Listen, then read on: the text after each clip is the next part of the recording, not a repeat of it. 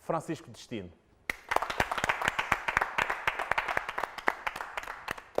Francisco, seja bem-vindo. Olá, campeão. Senta-se, s'il vous plaît. Muitas graças.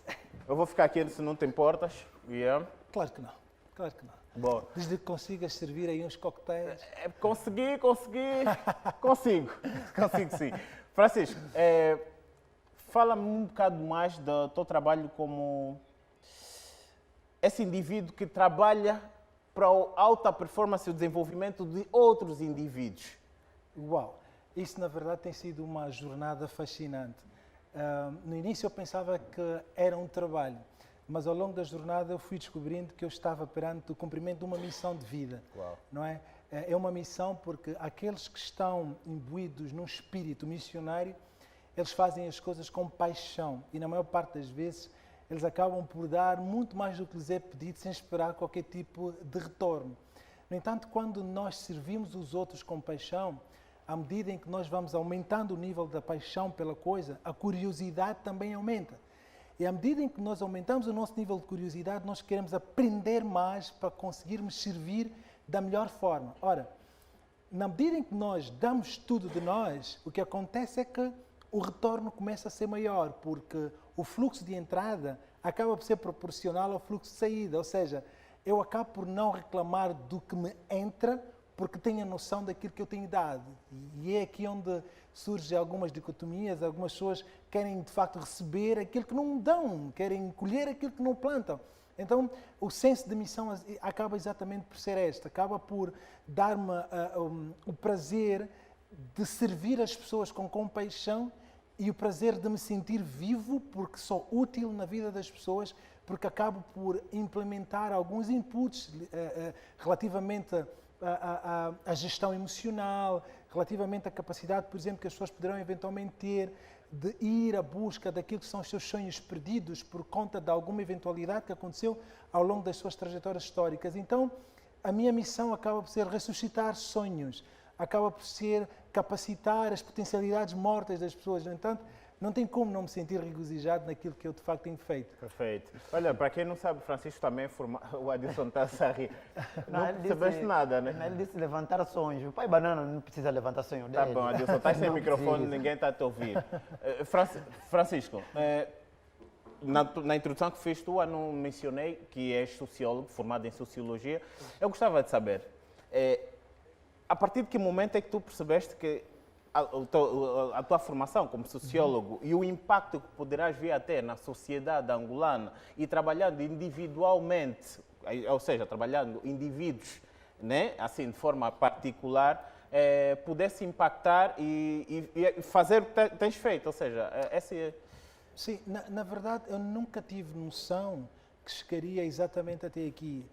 Nos últimos tempos, com os resultados que a gente vai granjeando, porque eu estou aqui, o Francisco, mas por trás de mim existe uma máquina enorme a trabalhar para que... É só o nome, não é o Francisco que aqui está, mas existe uma máquina, uma equipa enorme, uma família enorme que trabalha dia após dia para que este nome Francisco possa continuar a ecoar, não só a nível nacional, como a nível internacional, porque graças a Deus temos tido muito impacto e muito trabalho também fora do nosso país.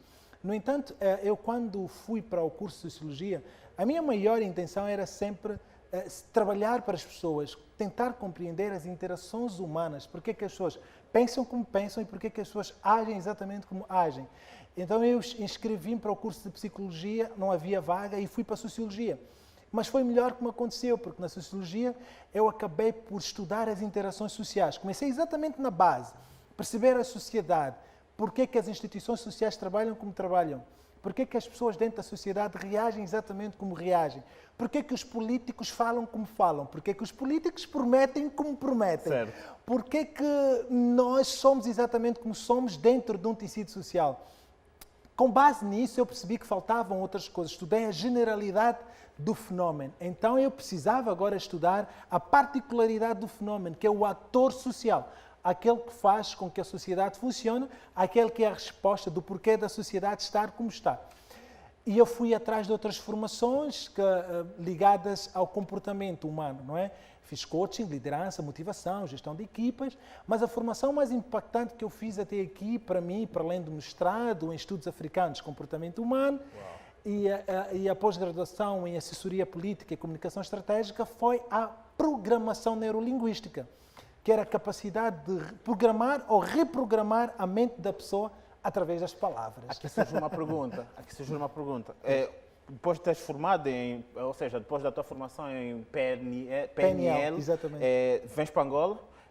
Quais são assim as debilidades, ou seja, as necessidades reprogramáticas do indivíduo angolano em comum, né? Digo de forma generalizada? Esta pergunta é super interessante. Eu sou bom nisso. Exato, essa pergunta é interessante. E eu, se calhar, deveria ajudar para que as pessoas pudessem perceber o que é que de facto estás a perguntar, porque foi muito sofisticado. O que estavas a perguntar, de facto, era o que é que eu deparei-me à primeira vista, quais são os fenómenos que eu encontrei relativamente ao comportamento do angolano. Exatamente. Certo. Uma pergunta super interessante.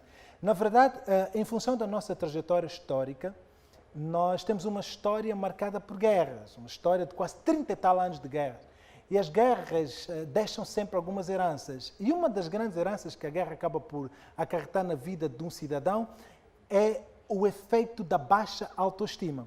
Podemos estar muito bem vestidos, podemos comer do bom e do melhor, mas existe sempre um efeito da baixa autoestima generalizada dentro do público que viveu o fator guerra. Nós ainda somos uma geração recente e essas consequências podem ir baixando de impacto, pelo menos até a quarta ou a quinta geração. Nós somos basicamente a primeira ou a primeira geração. Então as consequências são nefastas. O que eu comecei a perceber foi, de facto, a relação entre as altas entidades e os liderados, ou seja, os líderes e os liderados, os chefes e os chefiados. Depois comecei a tentar perceber a relação entre altas instituições e as pessoas. Havia um fosso muito grande. E esse fosso era notado no tipo de comunicação que se fazia. E nós ainda temos assistido a esses gravíssimos problemas. Aqueles que ostentam algum cargo, alguma posição, não conseguem tirar o melhor dos seus liderados ou dos seus chefiados. Porquê? Porque não sabem comunicar. Eu não posso comunicar a uma pessoa, à partida, com uma baixa autoestima, com tons de autoridade, sem construir empatia. Porque as pessoas de baixa autoestima, entre aspas, qual é a maior necessidade que elas têm? A maior necessidade que têm é de reconhecimento. Quando elas sentirem-se que o seu superior hierárquico, o seu amigo, reconhece que é um ser humano e que tem valor, e como é que ela reconhece isso? Através da forma como elas são tratadas. Okay. O que é que elas fazem? Primeiramente tem que sentir-se acolhido. Elas têm que sentir-se acolhidas e precisam sentir que são valorizadas. Okay. Então, o facto de nós ostentarmos um cargo não faz de nós autoritários ao ponto de atropelarmos aqueles que precisam da nossa atenção.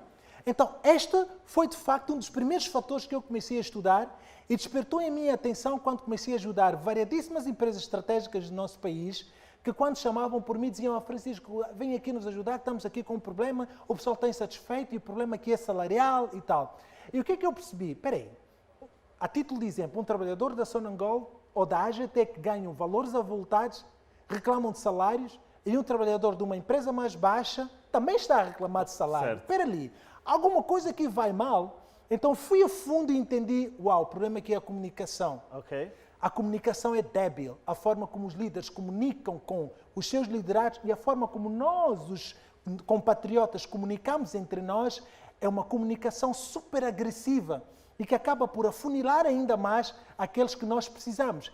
E o que é que acontece? Essas pessoas, elas criam barreiras para proteger o seu âmago. E essas barreiras fazem com que elas não deem o melhor que elas têm dentro dos relacionamentos de amizade, dentro dos relacionamentos entre casados e dentro dos relacionamentos institucionais. Certo. E quando eu fui a fundo, trabalhei isso, encontrei um fator que era determinante, que chama-se a empatia.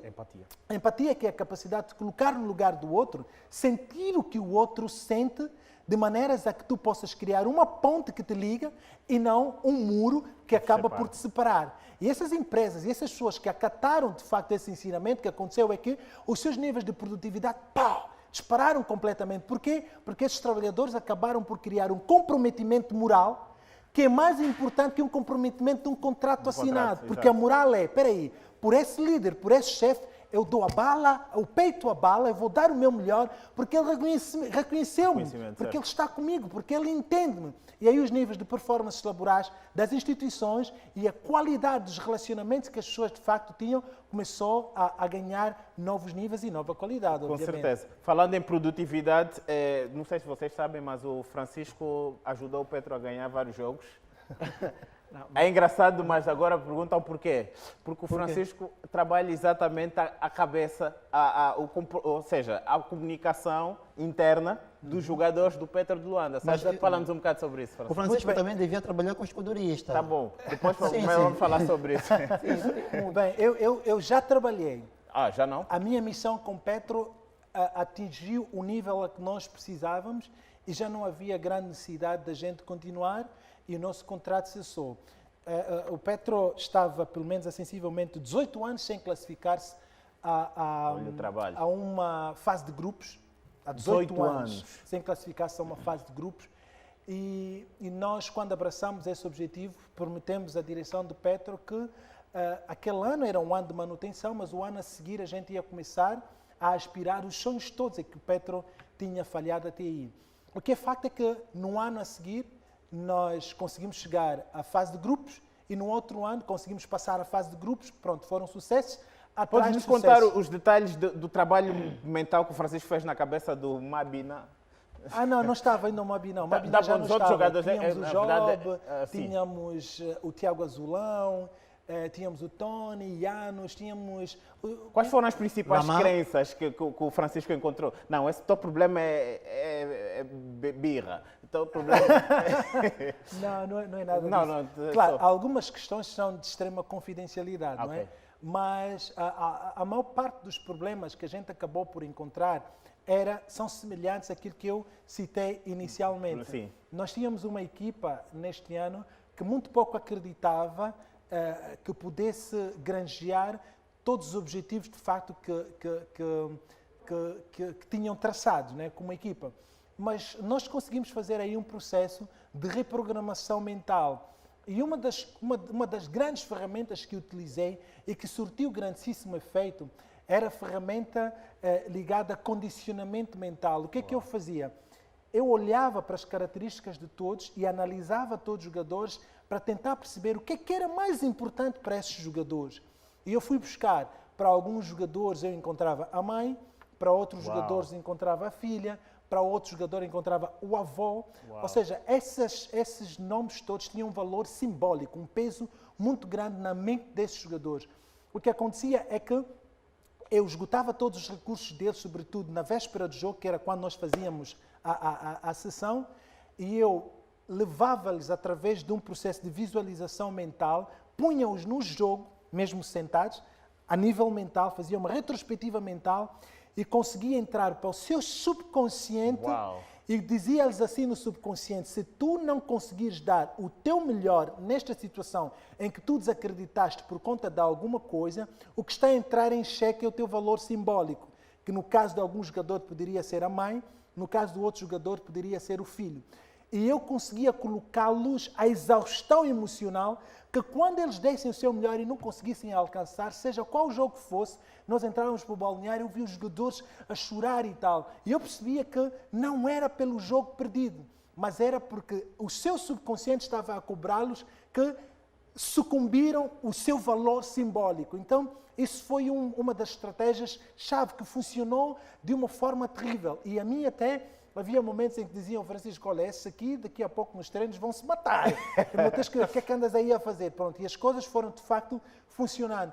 Na maior parte das vezes, a gente, mesmo na nossa vida pessoal, nós apresentamos várias desculpas. Nós dissemos que não conseguimos ter sucesso por alguma coisa, porque o governo não fez, porque o meu pai não me colocou na melhor escola. Pronto, são várias desculpas que a nossa mente vai buscar para justificar o nosso insucesso. E se reparares, essas pessoas que estão nesse patamar, elas colocam-se numa posição de vítimas. As vítimas apontam sempre para fora. As vítimas nunca dizem que o culpado desse resultado sou eu. E o que nós levamos sempre as pessoas, empresas e todas essas pessoas que têm contato nós, que é no sentido de perceberem que todos nós, independentemente da nossa condição de vida, somos os protagonistas das nossas próprias vidas. O resultado que eu tenho, o meu grau de insatisfação em relação à minha própria vida, não é outra pessoa que está lá fora. sou eu o protagonista. Qual é que é a sensação ou o senso que isso me vai trazer? Há de trazer-me um senso de responsabilidade, no sentido de perceber que antes de alguém fazer alguma coisa por mim, eu tenho de fazer. Se eu apontar para fora, então eu estou a dizer que todas as ações que eu proliferei, eu não sou o culpado. Foi uma outra pessoa que é culpada. E a partir do momento em que nós apontamos para outra pessoa, nós perdemos a oportunidade de aprendermos com os nossos erros. Quando não aprendemos com os nossos erros, o nosso nível de mediocridade continua exatamente a ser baixa. E quando a nossa mediocridade é baixa, isso afeta os nossos comportamentos e isso passa uma mensagem para o nosso mindset, que é a nossa mentalidade, que é a nossa forma de pensar. Por isso é que se diz que o rico continua a ser rico e o pobre continua exatamente a ser pobre. E aqui é fundamental pensarmos, quando falamos dessa pobreza, não estamos a falar só de pobreza material, porque a pobreza começa na nossa espiritualidade, na nossa forma de pensar. Às vezes que as pessoas medíocres nunca querem estar com aquelas que já marcaram passos simbólicos na vida. Eles querem estar exatamente com aqueles que pensam exatamente como eles. Para quê? Para reforçarem sistematicamente a desculpa que têm na mente. Porque quando ela disser, já viste aquele? Está aí porque roubou. Ah, sim, roubou mesmo. É a mediocridade que vai gerando cada vez mais a mediocridade. Boa. Então, ou seja, se queres ser bom, tens de juntar aos bons. E Francisco, bom como é dos angolanos, ou seja, a autoridade angolana em programação neurolinguística, juntou-se a Tony Robbins. Já vamos falar sobre isso e vamos falar também sobre... Foste ler muito bem. Não fui ler, eu também sou um... É brincadeira, não sou li sim sobre isso. Tony Robbins é simplesmente, depois fala sobre ele, porque tu tens mais propriedade para falar sobre ele, mas é a maior autoridade do mundo. Estou errado? Certíssimo. Do mundo. A maior autoridade de Angola, a maior autoridade do mundo. Então veja o nível que o Francisco pretende chegar. Depois vamos falar também das autoridades propriamente não, né? Das grandes empresas angolanas para as quais tu trabalhaste, sem precisar dizer os nomes delas, mas os líderes dessas empresas. As empresas posso dizer nome, mas os líderes não. Mas só que se dizer as empresas, vamos saber quem são os líderes. Então, estás a ver? Essa parte precisamos reprogramar a tua mente.